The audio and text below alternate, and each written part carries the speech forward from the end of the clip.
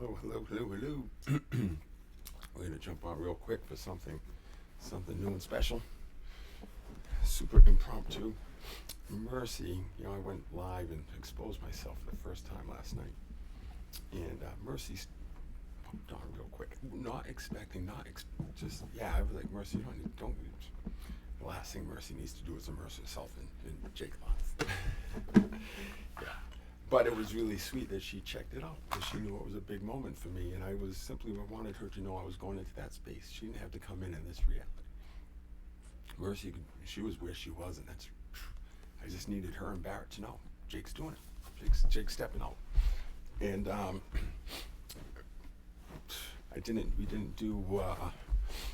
we didn't do undressed live this morning because Jake did undressed with Mercy because it's not what you're thinking it is.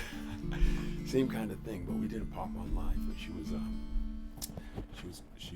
called and we just had a beautiful conversation. It was really cool because she said, "Wow, we should be recording this." Yeah, it was cool stuff. Well, one of the things Mercy said was, she said, I just had my phone, but I wanted to see your eyes, and you had the hat and the shadows and everything. She said, because it's your eyes. She said, I don't know what it'll be on this, and I know it's my eyes, among other things. And she said, I look in your eyes, and I just see safety. I see love and safety.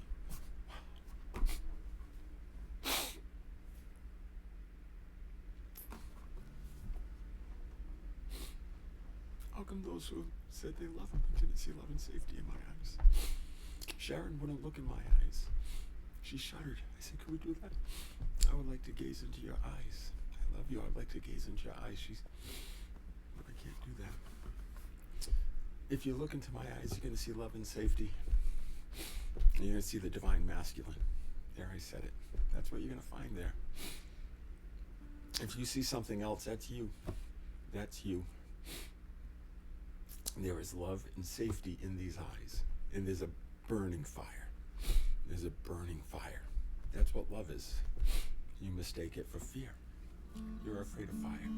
And it's love. And it's mercy. So Mercy said, be nice if we could see your eyes. And I said, yeah, I get it. But that was last night. It was like an after dark. And it's dark. And then we have, we've got Paint the Sky. We see more of Jake's eyes, and he's certainly undressed. That's probably at that point, that's Jake at his most gentle right now.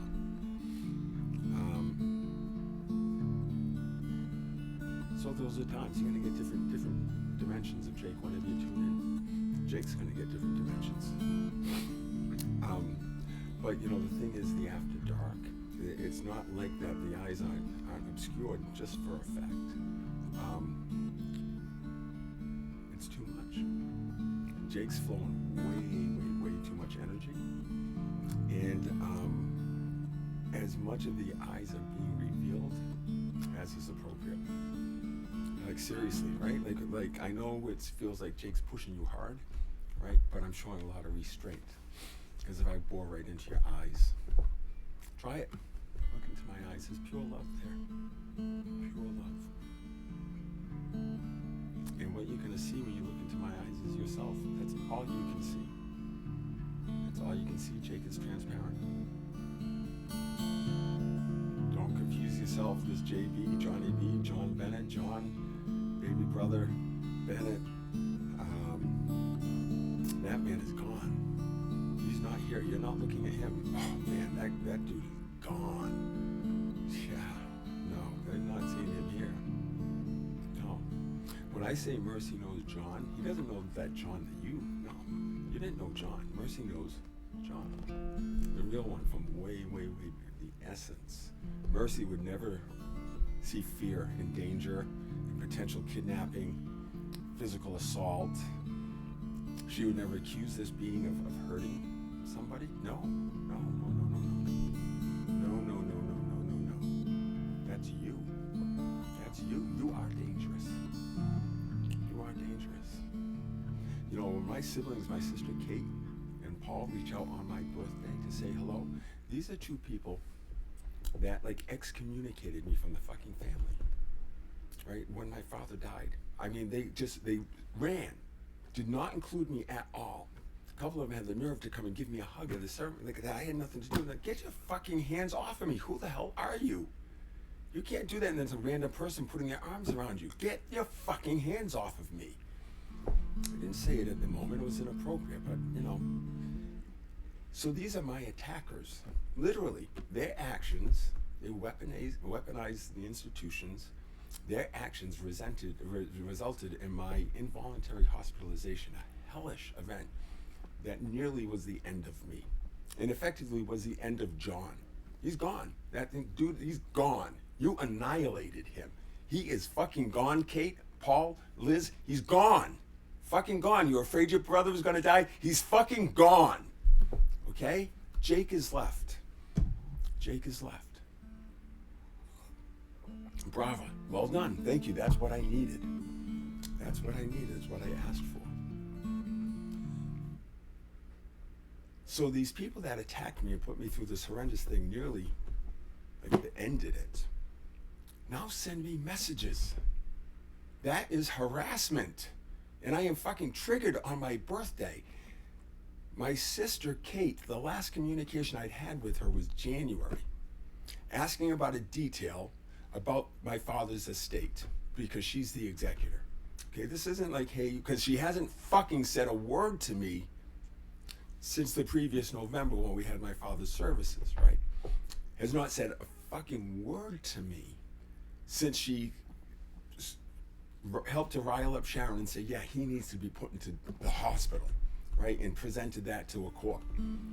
No help, nothing after that, right? And she sends me a fucking message on my birthday. Happy birthday, JB. Nothing on Christmas. What is it? We'll poke the skunk? Yeah, it fucking agitated me. This is the continuation of the pain and suffering. Right? So I sent her a text. I let her know on no unconditional terms. I'm going to tell you what I fucking sent to her.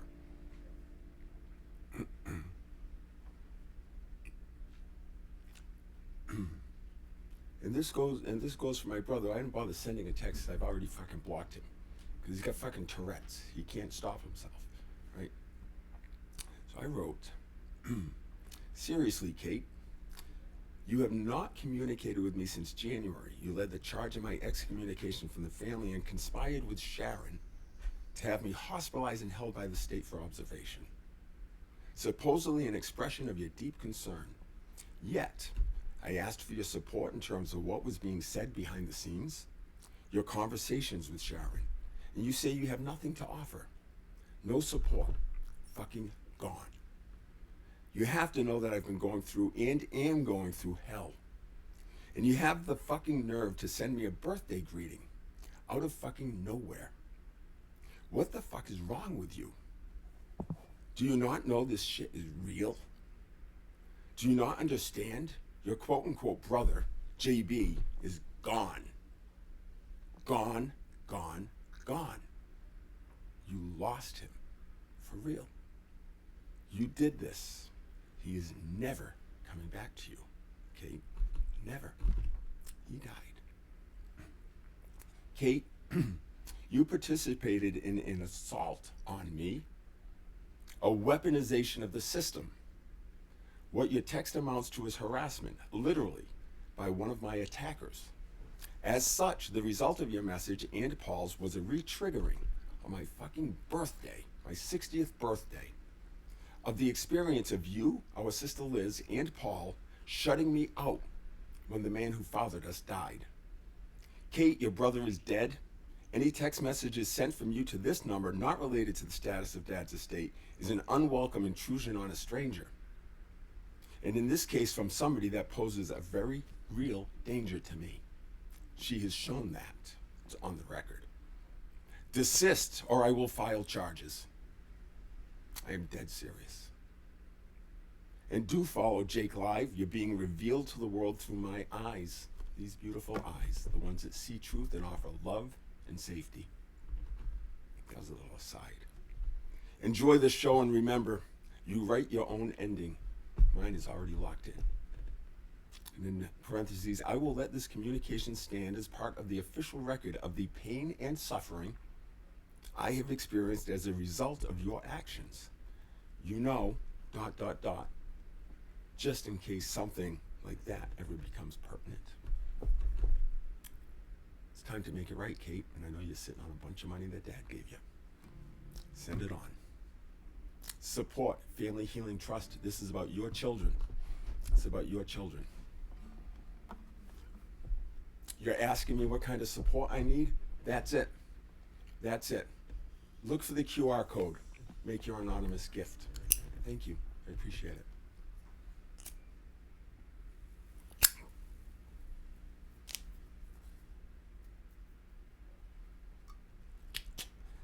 So Jake's gonna, I think Jake's gonna strum the guitar here a little bit.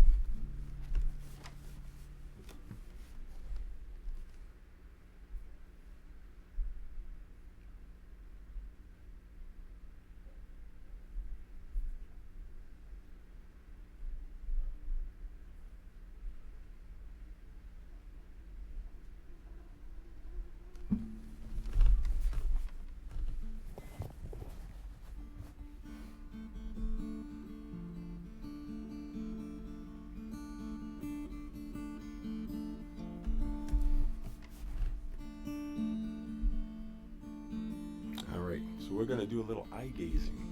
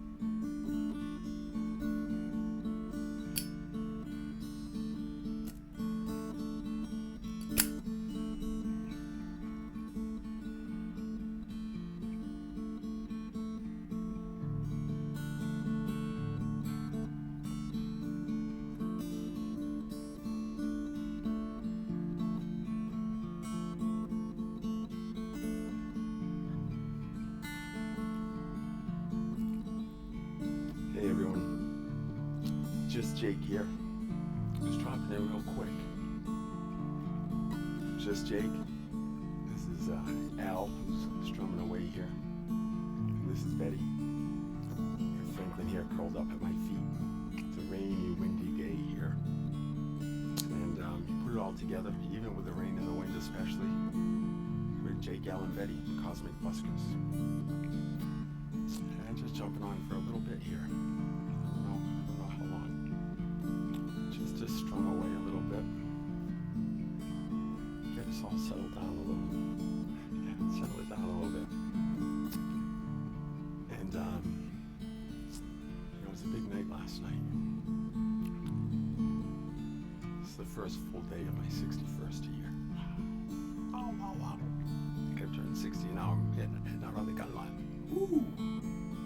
Lap number 61. Wow.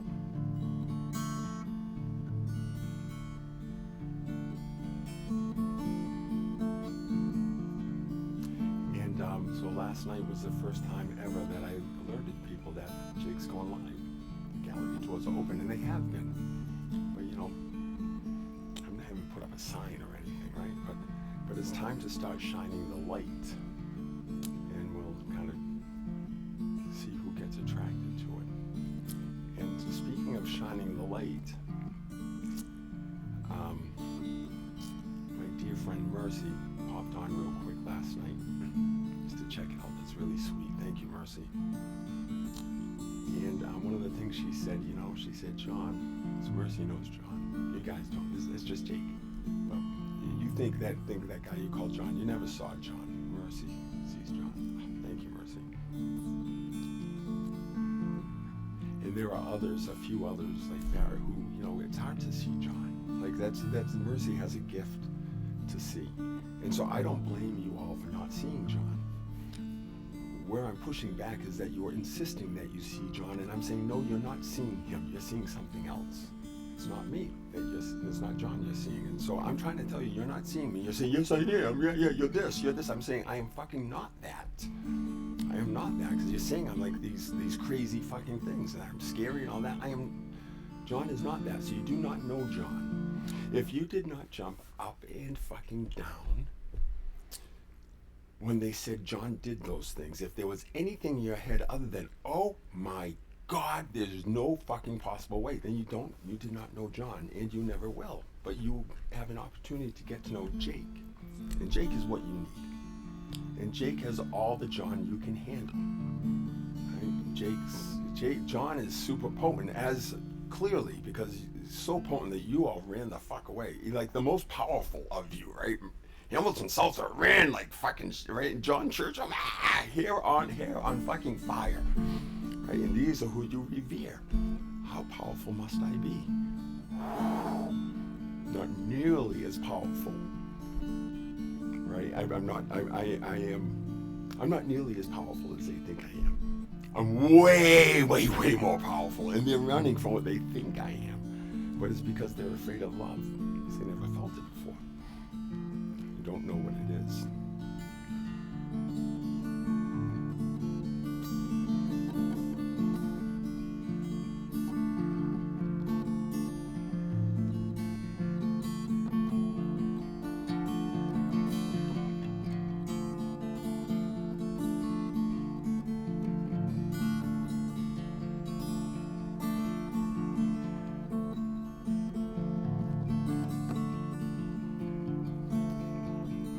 So,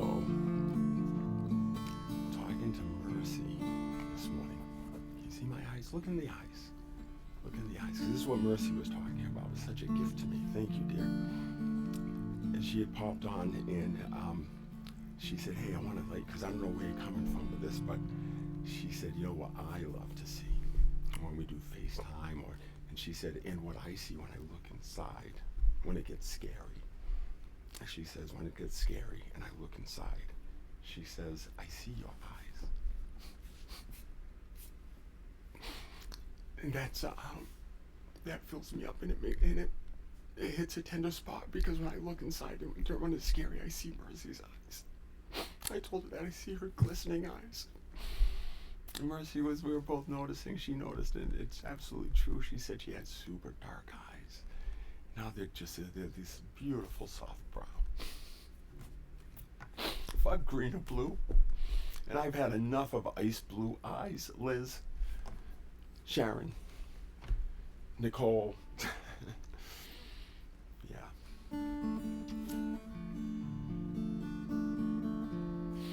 Give me a brown eye girl. Carrie said she thought her eyes looked like shit. Yeah. That's what it looks like to me, too.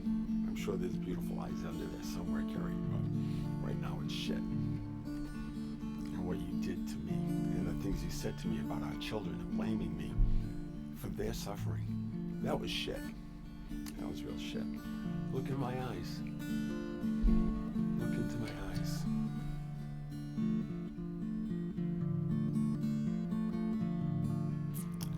Mercy said, I wanted to see your eyes, and we're talking about that. And I was like, oh, how beautiful. I think I'll have to get on and let's do some eye gazing. It's what I've wanted. It's what I've wanted. It's what I asked Sharon for. And we were struggling in our relationship. I desperately wanted to get closer to her. It was killing me.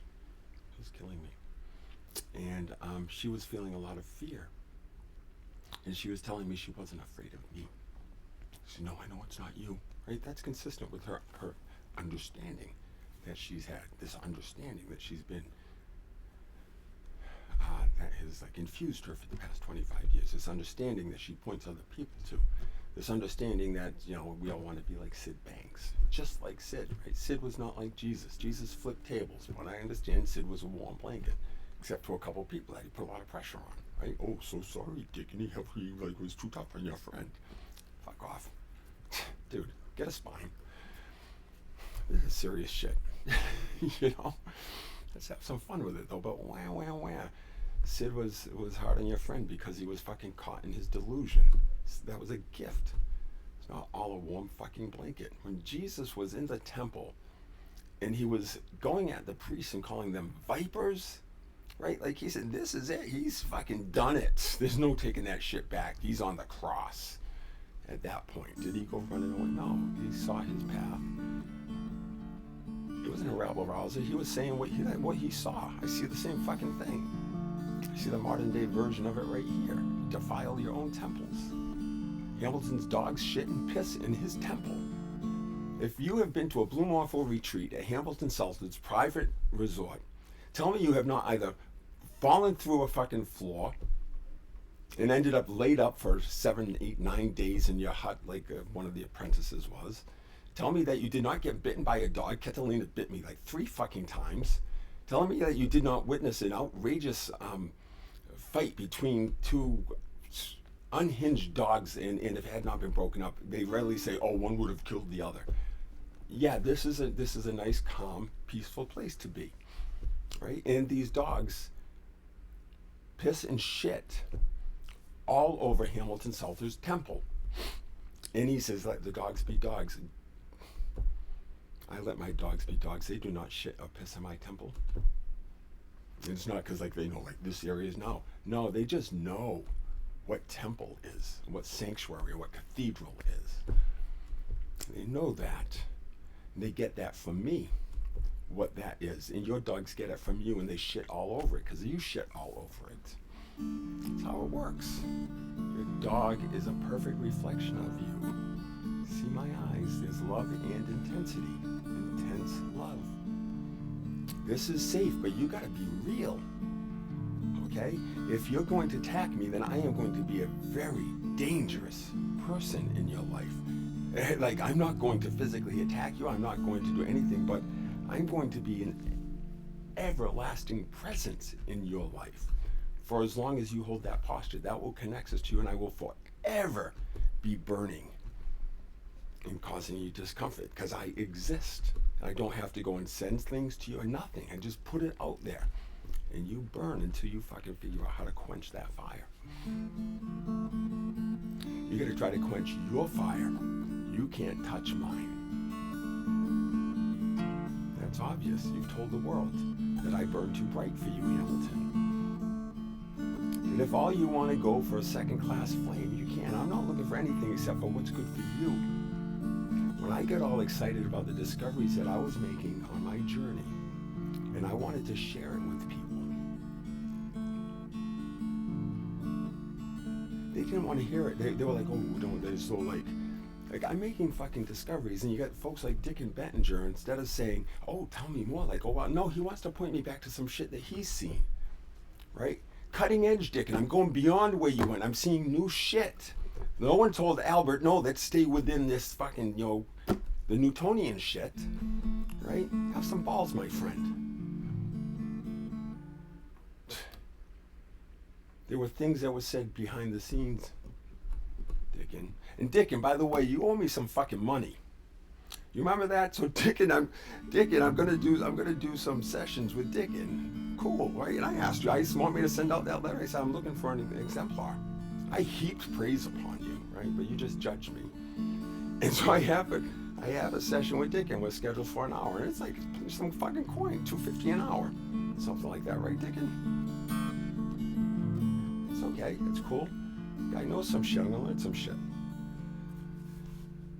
We're 30 minutes in, And all I'm hearing from Deacon is Sid said, Sid said, Sid said, Sid said. It's like, should I send this 250 to Sid? I've got all the books. I understand how Sid saw it. I want to know how Deacon saw it. That's what I'm paying you for.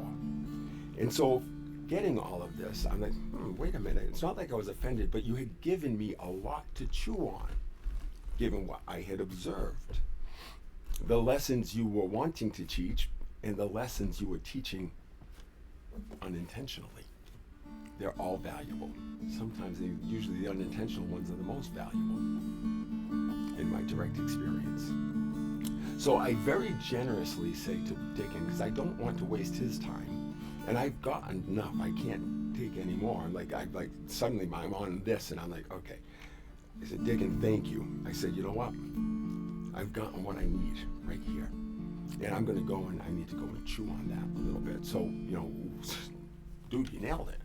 You got me what I need in a 30-minute session. Why do I stick around, right? Go enjoy some painting or something with Kwesi. Hang with your pup. Oliver, right? Oliver is your pup after Mary Oliver. I pay attention. Oh, the shit. I see you. I see you. I see the entire 3P community and the entire delusion. Oh, I want to pair up. Jenny and Dave, Chicken and Boise, Jane and Chip. Starts looking weird.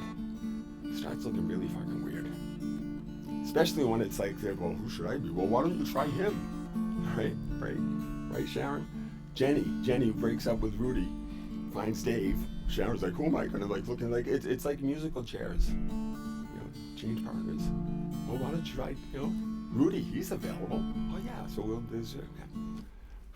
what is going on there, people? What the fuck is going on? Because I know you're not in bed, you're not going on this exploration of self, because when I'm talking to Sharon about exploration of self, she tells me explicitly that that's like they get away from those things. You just sit but you're never doing the self-exploration. You're just trying to get people to dissociate. But when you dissociate, it's not a good dissociation. That's why dissociation gets a bad name. You dissociate to run away from. We dissociate into. You dissociate away from, we dissociate into. It's like a pair of balls. And you're all saying, don't go into the darkness. Not the darkness, right? Hamilton, go for the light. Dude, you're fucking lost. So lost. See the eyes? You see how I can spit venom, but it's love. It is love. And all they got to do is say, man, wow, that's me. I did that. Yeah, it's not your fault, but you have to see through the illusion and the delusion, because that is you. Come home. So I get off the call with Deacon, and he sends me a little invoice we can pay. Charged me $500 fucking dollars for a half hour of a session that he was billing at $250 an hour. Deacon, I know you said the ego always gets it exactly backwards. Does it get backwards and does it multiply by 4 too at the same time? I mean, you might have said, half hour, $250. That's some math would get you to 125. Somehow you, instead of divide by 2, multiply by. Whatever you think is appropriate, look for the QR code and you'll make it right. And you might consider an extra gratuity there, since you withheld shit from me, your client, a conversation that Sharon had after we had discussed some secret conversation about what's going on with John. I know what was going on there. She wouldn't tell me, so I know. And you withheld that from me. Keeping secrets, that's a lack of transparency, and here you are, held up within that community. You all will never go beyond Deacon, okay? Or Sid. Sid had an experience of 4 seconds. I detailed for Deacon my 3.5-hour experience. I said I was in that space. 3.5 hours versus 4 seconds. You think I saw a little more than Sid? Yeah, I fucking saw it all. That's what I told him. I said I saw it all. I said it explicitly. I said Sid was there 4 seconds. I was there for 3.5 fucking hours. You think they say, what did you find? No. Oh, that can't be. He's delusional. When are you going to, if you don't understand that somebody is going to go way beyond, you're thinking this is a mystical world, someone's going to start pointing to something super mystical and saying, I know about that.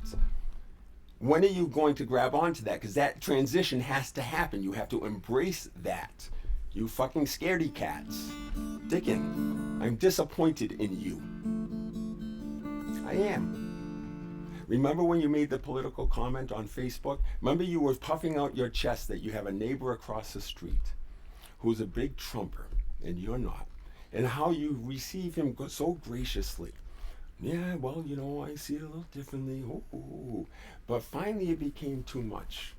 First, Koizi was all freaking out about things going on out there. And then you finally snapped and said, I know equanimity, but, really, people, we need to do something about that. That's where you showed me you are lost. Even that is perfection, my friend. Even that. That's where you showed me that you, like Gandhi or anyone else, found something inside, allowed you to dissociate from that. But ultimately, you revealed that you are in conflict with that, and therefore in conflict. Same thing.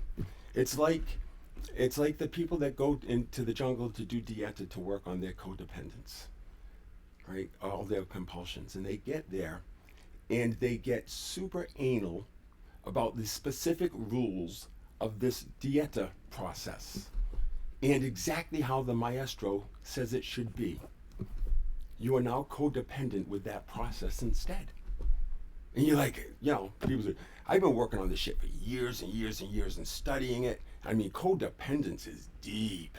Like, I went through the phases of figuring out I was codependent with codependence, right? Like, this is deep, deep, deep shit. And I'm like telling these people, like, hey, yeah, codependence. Wow, man, if I explored codependence, tell them about this. Say, yeah, well, I'm working on my codependence too, because I got this codependence with my wife that I've been, met her in high school. Andrew Kilgore, I'm not talking about you. This is the other guy. So similar. Andrew knows his shit. Andrew knows himself. And like 4 days, he does the 9-day dieta, like totally fucking anal about the rules and like nobody touch me and I'm not talking to anyone. I'm gonna do this. And he declares after 9 days he has fucking resolved his codependence issues, as he has become completely fucking codependent with these rigid dieta rules. Right? It's called dieta rigorosa. It is as stringent as you can fucking get. That's like the opposite of sovereign free living. You have now bound yourself to Hamilton's rules. So you got rid of the wife and now you're married to Hamilton Salter. Good fucking luck there. Jeez. That's how it works. Yeah. And you have my sweetheart who sees something like bigger and more important than some fucking dude. He's just some fucking dude. Just some fucking dude.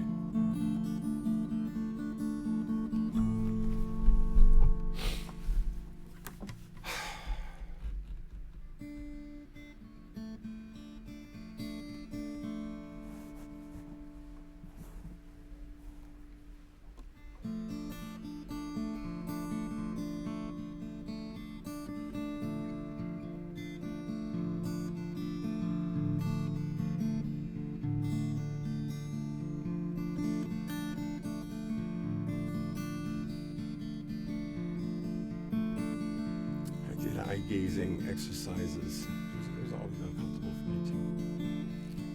I did eye-gazing exercises with my wife Carrie when we were in couples counseling. It's horrific. She had heard some of the shit she said to me afterwards. It was terrible. It was terrible. She just, I saw something about myself as I was gazing into her eyes. It was super uncomfortable. I saw something. We were there in a therapist's office, and the therapist asked us to. It was an exercise where what she was saying is, imagine there's a bridge between the two of you. And she described this world that my wife lived in, and I was not in a place of like seeing any beauty in my wife at all, or myself. And as we're staring into each other's eyes, she's talking to me about coming across the bridge, and I'm entering into her world. So she was basically teaching me how to have some allowance. And I believe Carrie was not ready to do this. So I said, I'll do it. I'll try, right? I'm going to go into that fucking kingdom. And in the journey across that bridge, I saw some things. realized some things.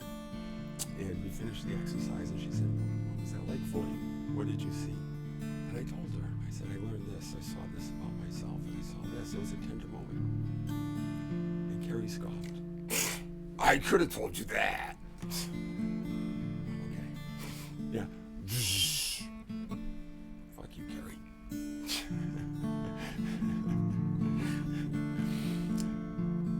Eye gazing is tough. It reveals you. And you want to do it with somebody that can hold you and hold the container. I can do that. So can Mercy. I remember eye gazing with you, Liz, at John Churchill's retreat, November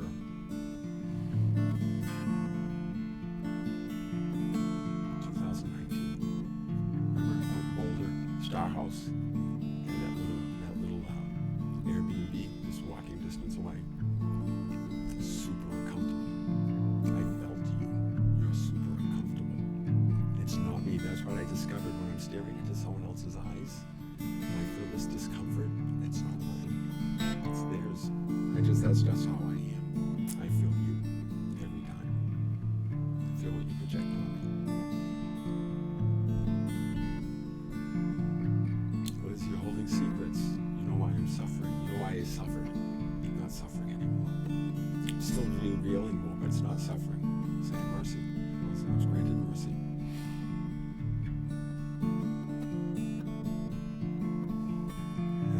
Hey, mercy. Oh my goodness. What a gift. Oh, I gotta show you guys something.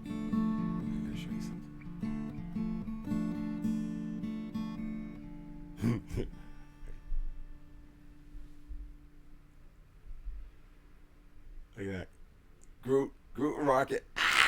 Wonder Twins activate. Woo! Form of whatever the fuck we want. Yeah, we figured it out. Cool. Come look in our eyes. Join us. Come join us. Let's have some fun. Let's play a game. Let's play the game of enlightenment, embodiment, next revolution.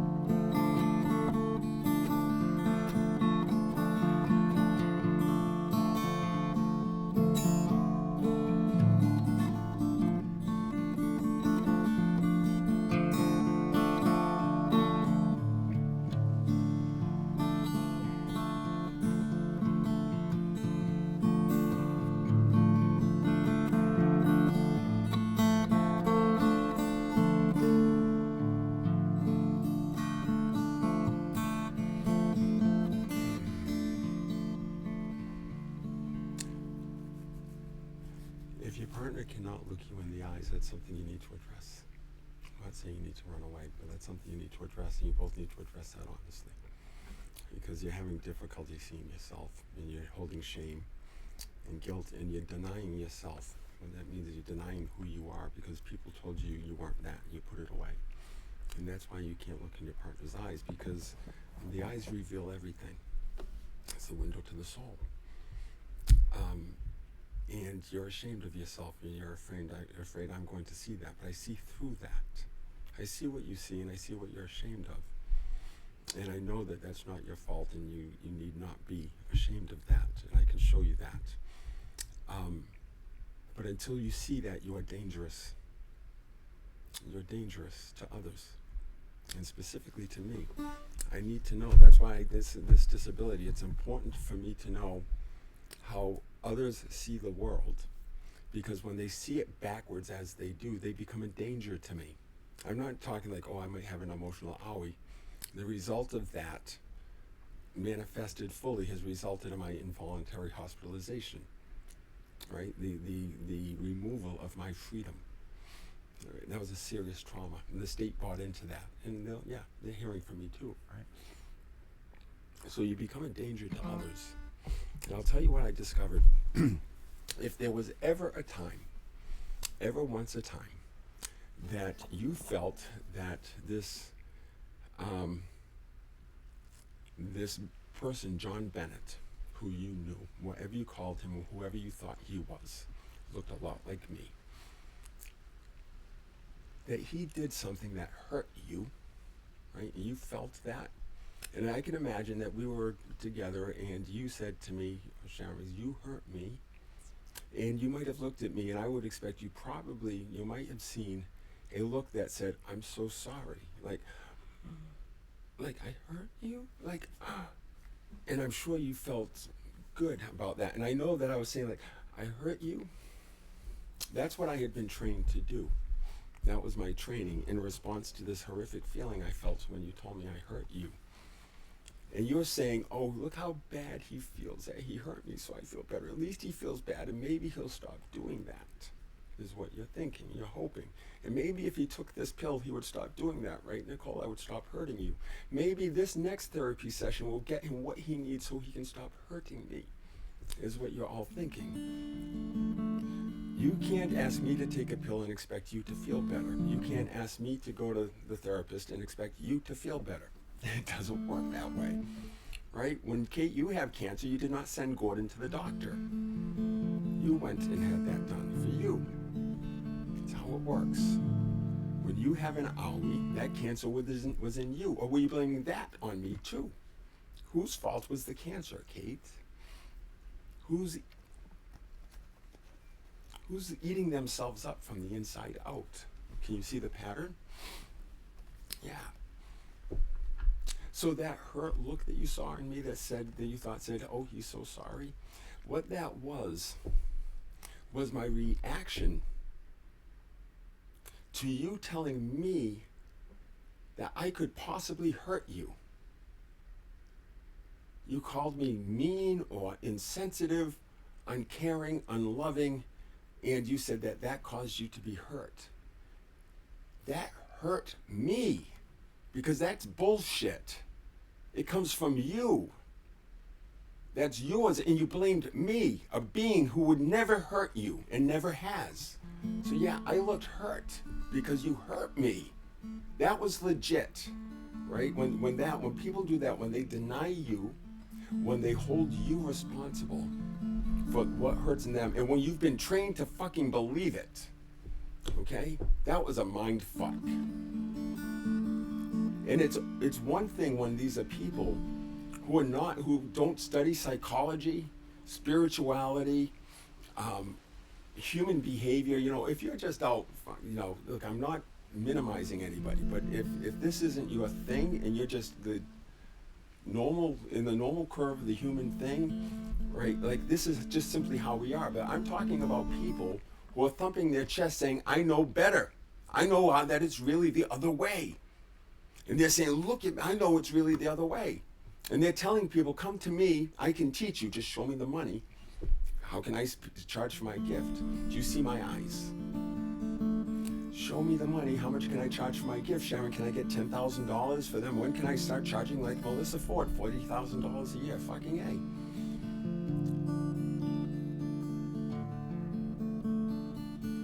So these are the people that are saying, no, I know this shit. And I'm like, you're saying it to them, and then you're totally turning it around with me. You forget it all. You forget it all. My sister, a 35-year trauma therapist, who had her start, her like kickoff was when the Big Dan's rape trial, and she was like the spokesperson for this newly formed, rape crisis center. Right? Because the big thing with Big Dan's was they blaming the victim, the woman, right? And it was a big shit. I mean, a cultural thing. It was a big fucking deal. 1983. I was here for it. I was there. And I saw my sister on TV saying, not the victim. It's not the victim. It's not the victim. Yeah, no, I know. Fast forward 42 years. She's now, like back then she was just kind of like, women's studies and all this, but now then she's gotten the PhD in trauma whisperer, right? Liz, trauma whisperer. Speak up. Stop whispering. We whisper secrets.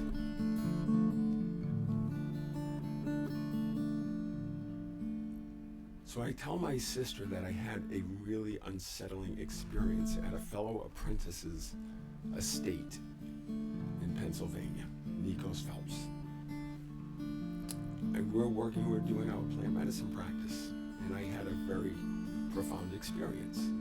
But Nikos did not, he was serving me medicine. He was there holding the container so I could really go.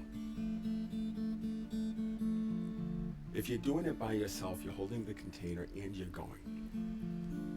And to really go when you're doing it by yourself, take some balls. I fucking do that. But Nikos says, I'm gonna hold the container. We're gonna kind of let me help shepherd you through this. Yeah, cool.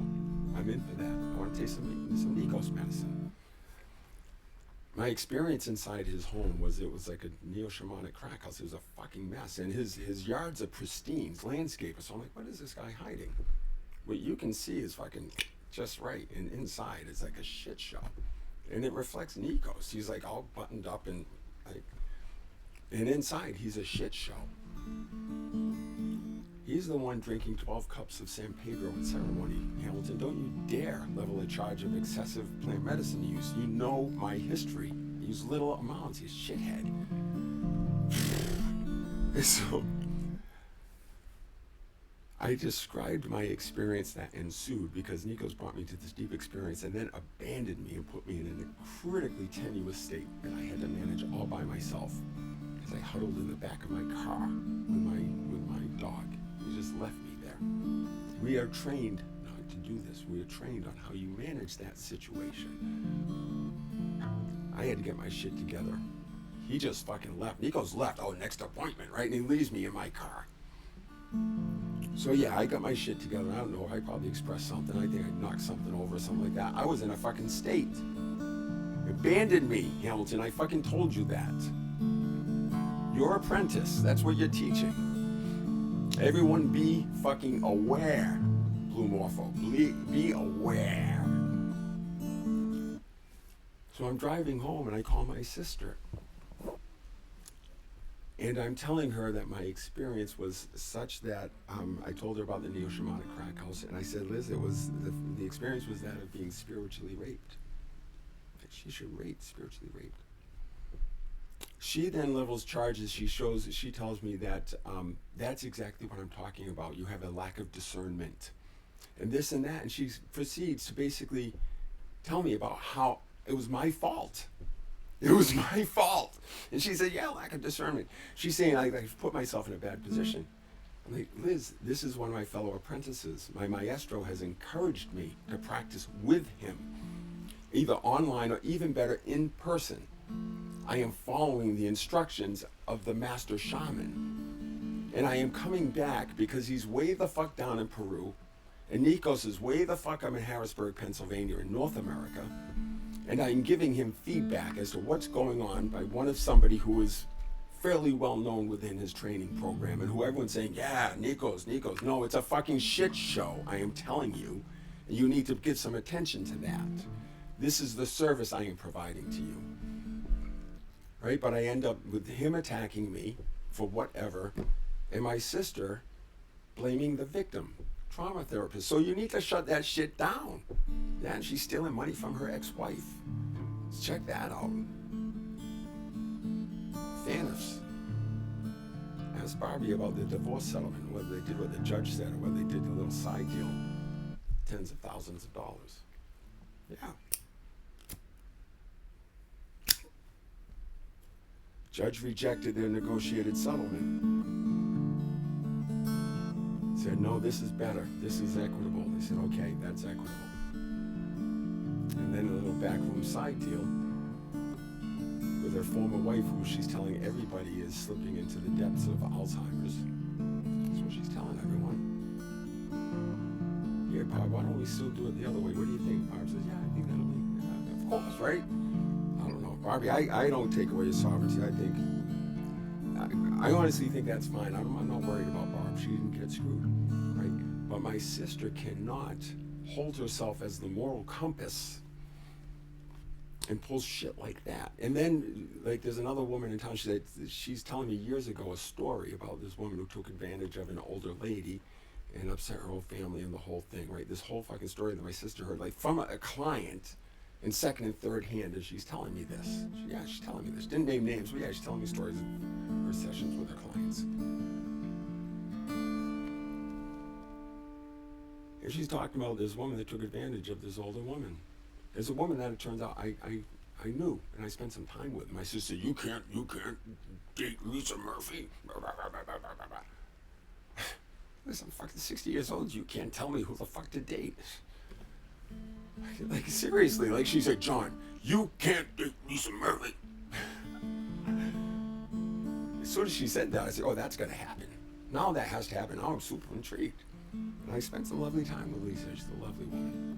She's confused as fuck, but she's a lovely woman. And judged the fuck out of me for my cigarette smoking after she told me that it was perfectly fine. And didn't tell me. I asked you, Lisa, do you mind? You said no. You just thought it was a disgusting habit, something that I could grow into. You saw me as a piece of clay. You blew it. I gave you the acorn, said you could have any wish. You wanted something very selfish. I want that smoking to come to a completion. It is. Every time I hit a filter. I'm working on that. I told you, I said, okay, I'll go work on that. And I'll get back to you because I promised you, Lisa, anything you wanted. Anything you wanted, and that's what you picked. But the smoking is intolerable to you, and I need to complete it. And to finish the race, I always knew from running track, to finish the race, you had to keep running forward. There's no, like, I want this race, believe me, every time that gun sounded, the first gun, I was thinking, I want this to come to completion. But I knew it didn't mean 10 steps and turn around and go back. It meant you had to go all the way around to completion. So I'm bringing this to completion. You've made it very clear through long, long text messages and communications how offensive you find it and how it causes you pneumonia. And I don't want to hurt you, dear. So that's why we're taking space. Because I'm working on bringing this to completion as you requested. And so I'm going on the full journey with tobacco. The full journey, getting to know each other. So we're going to bring it right to completion. I don't know when that's going to be. It could go on and on and on and on, and the beat don't stop till the break of dawn. So there's that. When Lisa said, she wanted to come to completion, I said, okay, I'll see you when it's done. No, I'm not going to the TheEyes, to the fucking retreat. No, because now I got to focus on this. You want to complete? Oh, Jake's going to do that right away. So, we cancel all plans and Jake goes in, just as you asked. You could have asked for everlasting peace for the entire planet. Would have given you that. I swear to God. All it will take is time. I told you. I was serious, but you didn't believe it. You thought you didn't get it. You didn't get it. get it, didn't see me.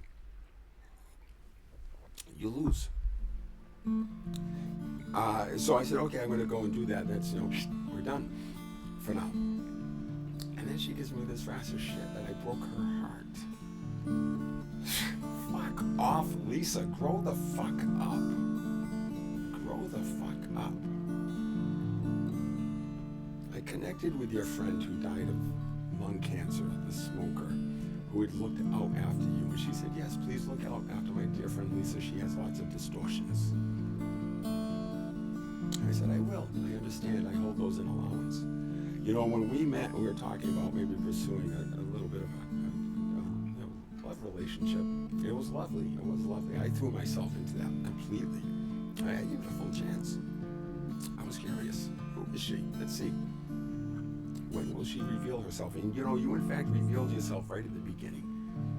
Very early when we were hanging out in your little place there, your little treehouse. And you said to me, I'm going to tell you how I took this, Lisa. You said to me, I won't steal your power. You know what happened as soon as you said that? I said, wow, I'm super curious. How exactly is she going to steal my power? I knew it. You revealed yourself. I said, okay, here it comes. Right? Because when someone like you says, I respect you, or Sharon says, I respect you, I start thinking, how many different ways is she disrespecting me? If you have to tell me over and over and over again, Sharon, I respect you, I respect you, I respect you, you don't respect me. Remember I told you, respect, that's table stakes. I mean, fuck it. I'm looking for authentic love.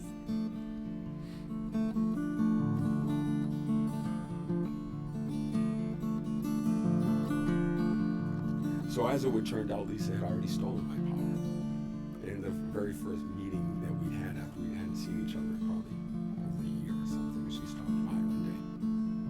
I had reached out to her earlier, I wanted, things had kind of ended the previous time, we had kind of taken, whatever, we drifted apart. I was going with some stuff and I was pursuing Sharon again. It's fucking crazy. And so I felt I wanted to put a kind of a tidier bow on that. So I reached out and said, I've got a couple things I'd like to kind of bring to completion, if you wouldn't mind. Kind of an amends, sort of. And after a while, a couple months or something, she showed up. And she came into my home. The couch was back there, actually. We sat down on either end of the couch to chat. And I grabbed a cigarette. We're inside the home and everything, and it's my home and all, but I said, do you mind? She said, no. Okay. I like my cigarette. We're talking. Cigarette, we're talking. And she leaves.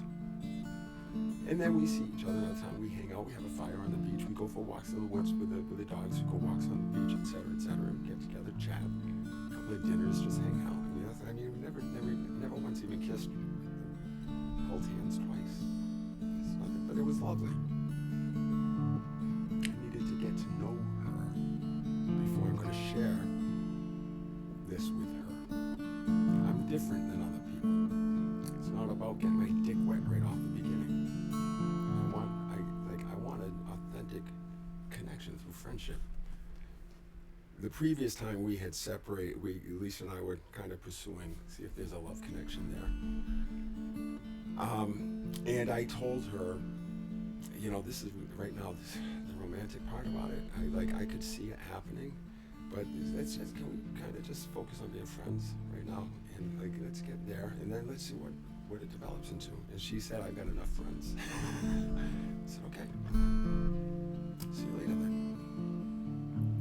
But this time around, she tells me that no problem with the cigarette smoking. And so I continue, but I'm respectful. I'm not lighting up cigarettes in her house and stuff like that. I respect that. But if we're together, I might smoke, and I'm respectful. I'm like, you want to stand down. When I get it, Mercy has a severe allergy to cigarette smoke. She doesn't project that onto me.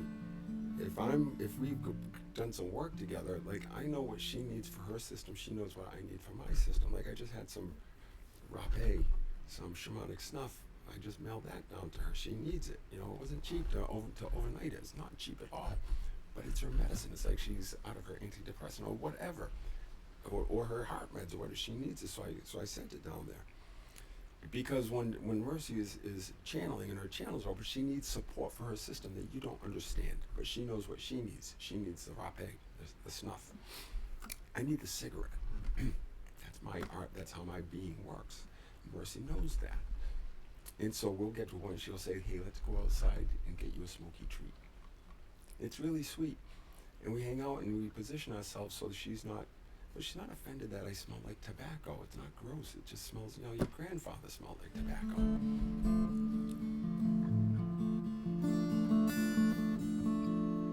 And so any of those times that I was out with you, Lisa, you might have shared with me, when you mentioned that, like I didn't want to, I was in your home, we just met, but I really do have a struggle with cigarettes. But you were afraid to say that to me.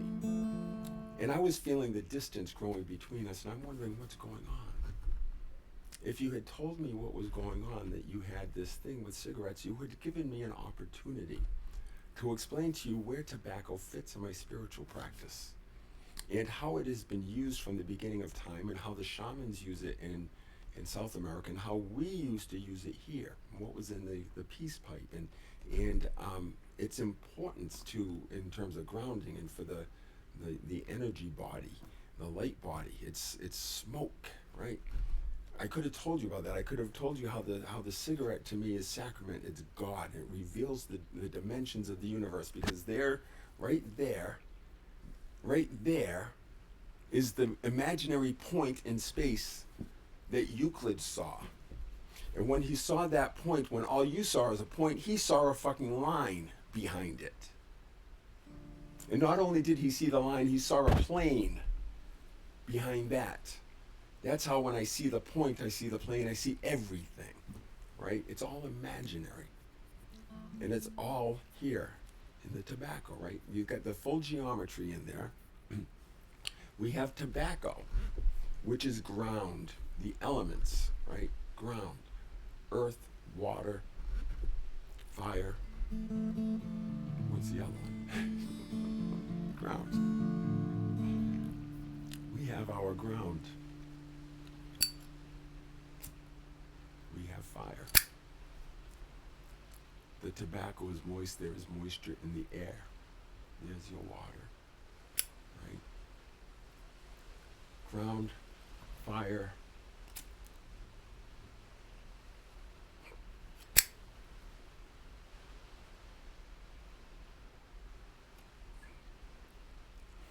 Prana.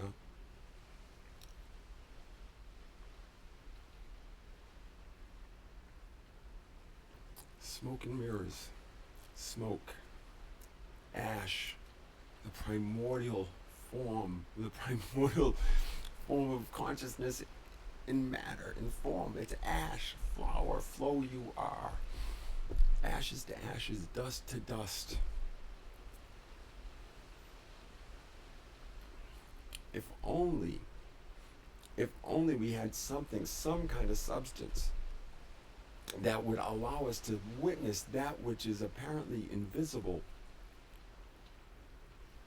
If only there was something, these substances, maybe we could send signals with it. What does that consciousness look like, I wonder? Oh no, those are just air currents. It's more than that. Release your mind. It's in the cigarette, right? And so members of her lovely community, as we go on a beautiful hike on her birthday, and I'm smoking my cigarette and feeling all of their fucking judgment, and they're wondering, these are students of hers, they're like, oh, the mystical teacher has someone who smokes. I'm sure I embarrassed you, right? As I was there with my drum and practicing my authentic faith. And we set up an altar.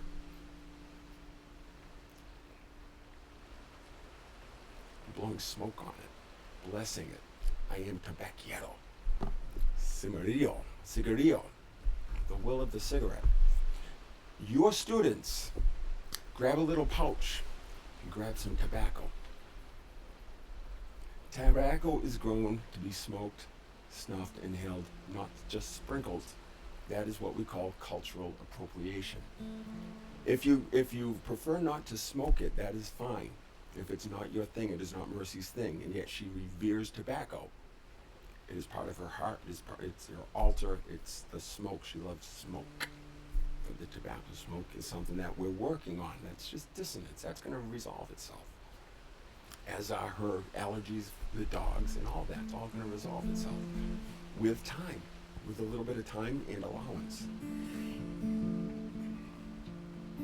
It becomes appropriation when you do not use it in other ways and you see other people and you say, that reviles me, that's wrong.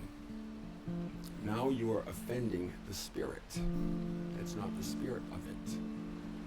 My dear, you judged me, and it was your ignorance. You broke your own heart. I could have taught you about it, and I could have offered you the same consideration that I offer my dear Mercy. And who knows what might have happened? Who knows? My heart was totally in it. I was wide open. Show me what you are. And you did. You were very clear when I told you I'm going to go off and do as you said. I'm going to complete my journey with the tobacco spirit. You said, don't ever contact me again. Okay, I won't. And then you reached out and contacted me. Remember? Oh, I saw you and the pups on the beach. You know, we saw each other. I wanted to run over to you. I did not see you. You don't exist. I'm not looking for you. If you came, you're just not in my awareness. Did not see you. And I told you I was grateful that you respected our privacy because I was deep in contemplation about other things, probably tobacco. And so yeah, I was very direct with you. Do not contact me. Our paths will meet when you're ready. And then maybe we can have that friendship, Lisa. I'm game for that. And I love your community. Neil is distorted. Neil's fucking distorted. I mean, I show up at a kirtan, and there's like the one masculine figure in her organization who leads the kirtan and the yoga and shit like that. Like, look, I got 15 years on this guy. It's like I've been around the block a couple times. And he's like, asked me if I know how to use a meditation mat and a cushion. I'm like, dude, yeah, I've done my 10,000 fucking hours. Like, what the fuck? Anyway.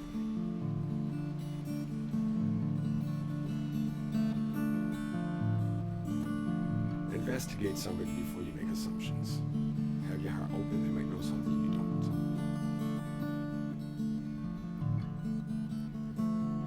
I was looking to partner up with the organization that could have helped. I offered. I was not looking to take over your organization. It was wonderful. I said, oh, we can do something. I was looking for who could I partner with? Who could I possibly partner with? Who has the courage to bring something remarkable and mystical and magical into the world with me? I looked and offered. Sharon, do you want to? John Churchill, do you want to? Hamilton Salter, do you want to? Rojana, do you want to? Lisa, do you want to? And I was looking for something to build Mercy and I could be part of this, right? It wasn't Lisa or her. I mean, it's like we want something where we can bring my gift, her gift, right? No, I went, so from here out, it's Mercy me. Who wants to join us? I finally just had to put my fucking flag in the ground. Say, okay, start here. Come on. So Karuna Mandala, Blue Morpho, 3 principles, wherever you are, if you're a big fan of Nana Pam Gregory, love you, Pam, absolutely. Gene Keys, keep it with you. It all fits here. But we're going to be real. We're going to leave the shit there, and then we're going to bring Sid's teachings into here, and then we're really going to understand what Sid was trying to tell us. And the Buddha, and Jesus, and Muhammad, and Melchizedek, Archangel Michael, Gabriel, Ezekiel, the Holy Spirit, the Father, the Son, David,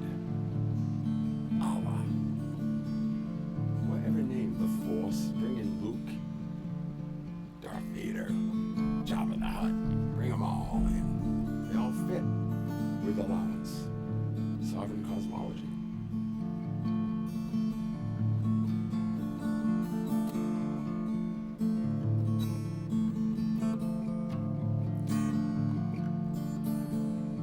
What this Jake Live space is think of it, think of it as a crypt.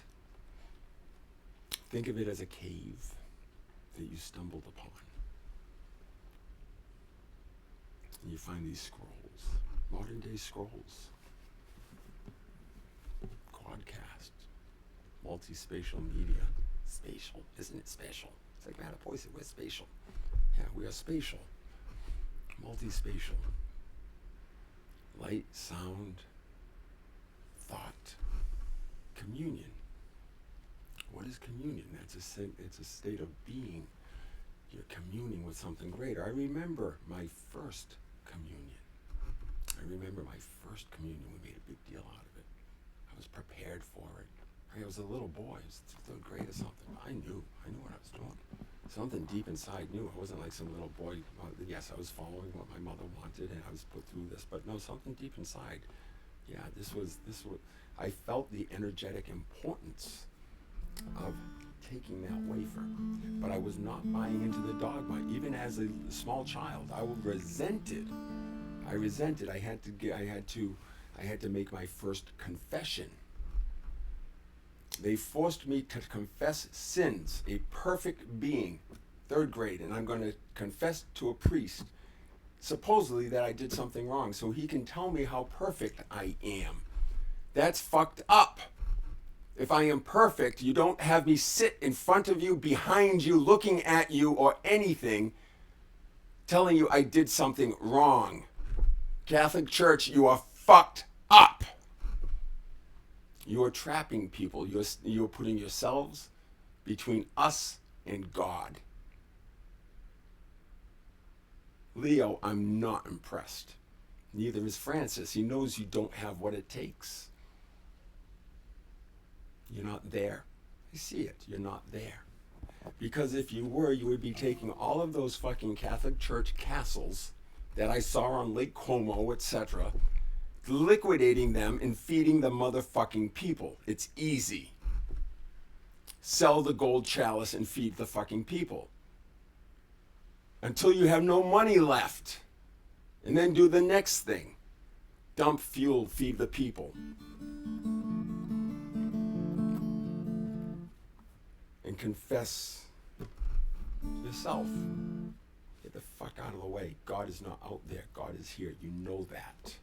And I do not need you to commune with that presence. I do not need you. Period. Nobody does. But we could sure use the resources that you are fucking hoarding. You are hoarding the grain. Currency equals food, shelter, clothing, and water. And you are hoarding it. And people are without shelter, food, clothing, and water. You claim to be a benevolent organization. Bill Gates, you claim to be a benevolent individual, and you are hoarding the grain. Release it. Release it. Don't worry about its perfect application. Just fucking release it. We need the money. We need the grain in the system because we are trapped in scarcity. And you are hoarding it. And then we have, every state has a pile of cash that they're sitting on. A pile of fucking cash. Monies that they receive for redemptions, can redemptions, is just sitting there, right? Because people are buying their cans, paying their fucking nickel deposit and putting the cans in the recycling bin. Where does that money go? It's not even, I don't even think it's being spent, right? Because you don't know what to do with it. It's supposed to sit there for this thing, this program, that thing, right? Or you have people who didn't recover some amount of money and there's these things built. Say, oh, well, they might come and say, there you go, I've got some of that money. Release the money. We are starving. If people come and say, don't you have that $10,000 that I forgot to get and you don't have it, we'll find it. For fuck's sake. Sell some bonds. Release the currency. are trapped in slavery. It's how it works. It's very simple. Read Charles Eisenstein's book, Sacred Economics. It's all out there. Do you see my eyes?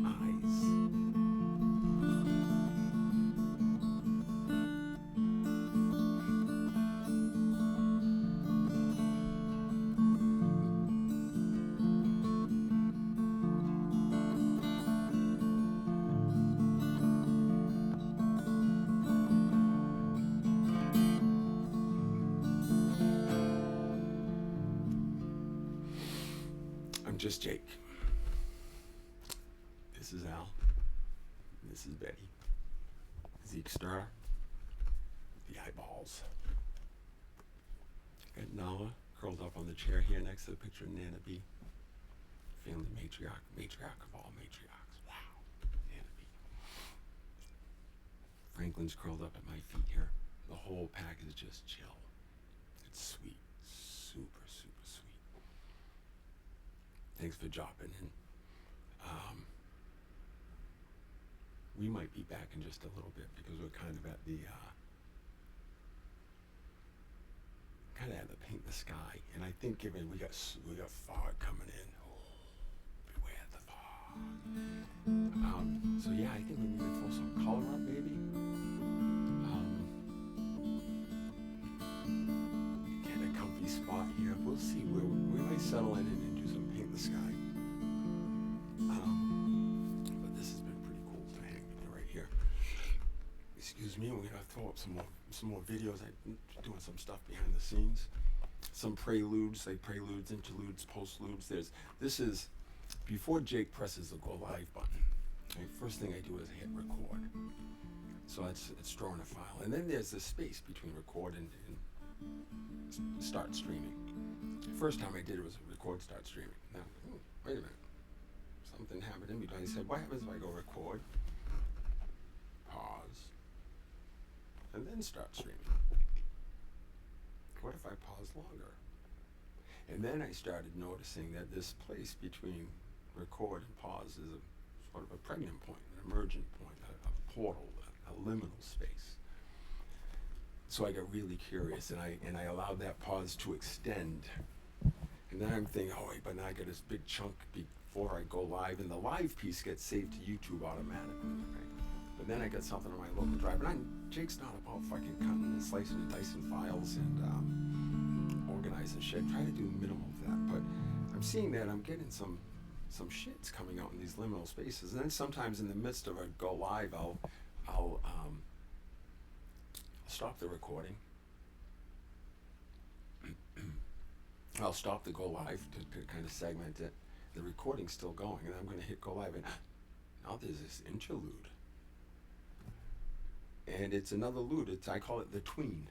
The tween.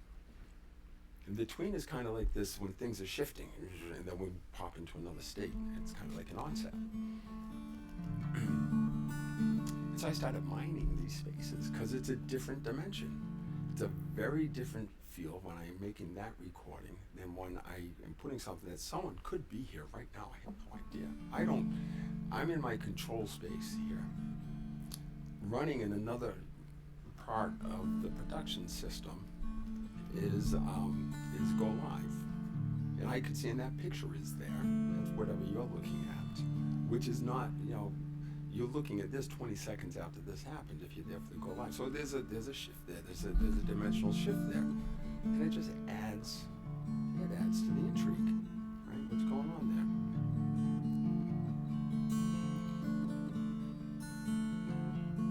So anyways, that's what I mean when I say I'm gonna, anyways, there's a space. Stop recording, and then who knows what happens. And so there are these ludes, I call them. Prelude, interlude, postlude. It's all tween. It's all liminal space. So some really cool stuff started happening in those spaces. When I move towards, I think I'm ready to go live.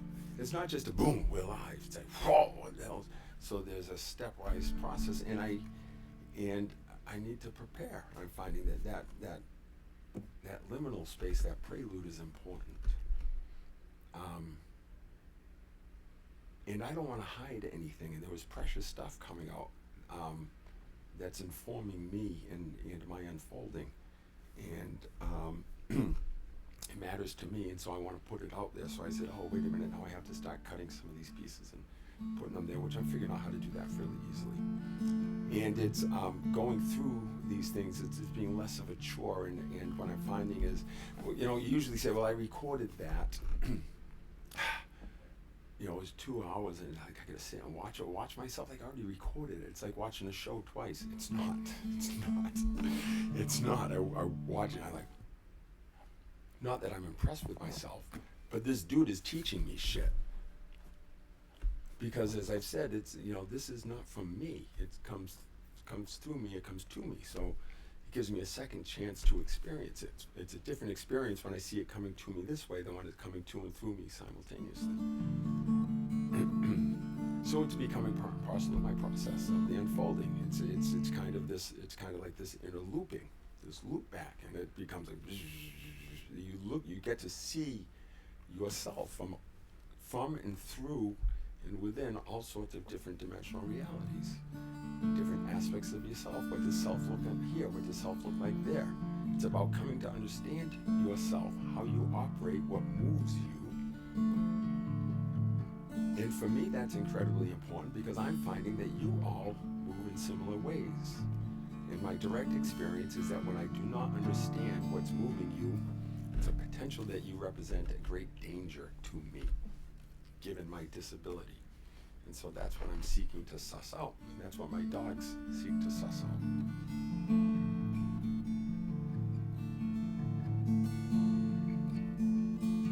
All right, I got lots more to say. I know you're all surprised. But Jakey's going to pull up here for a little bit.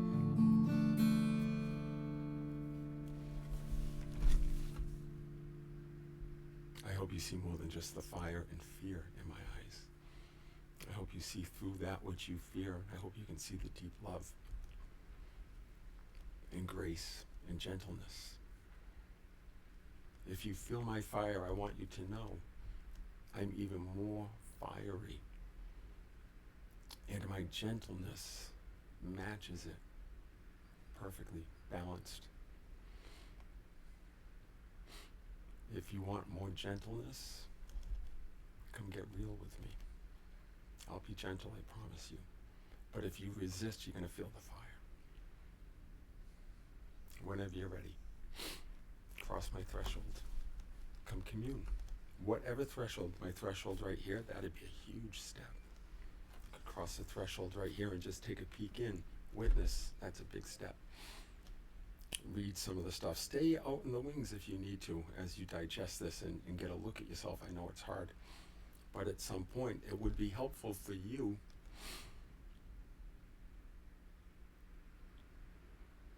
to face it directly and look into these eyes.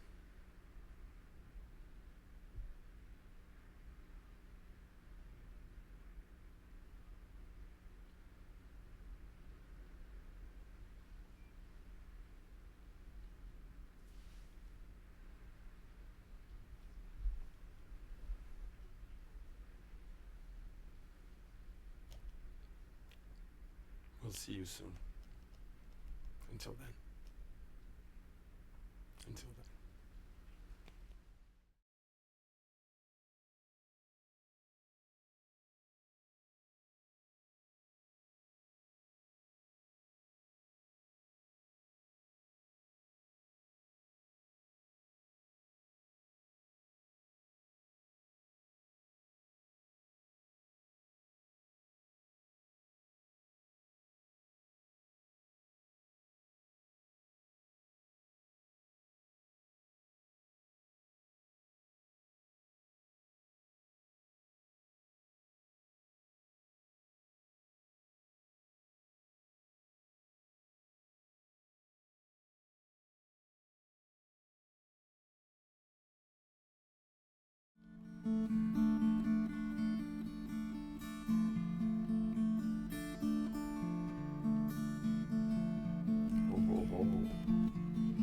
Oh, that was interesting. Thank you, Mercy. I don't know if that's what you were suggesting.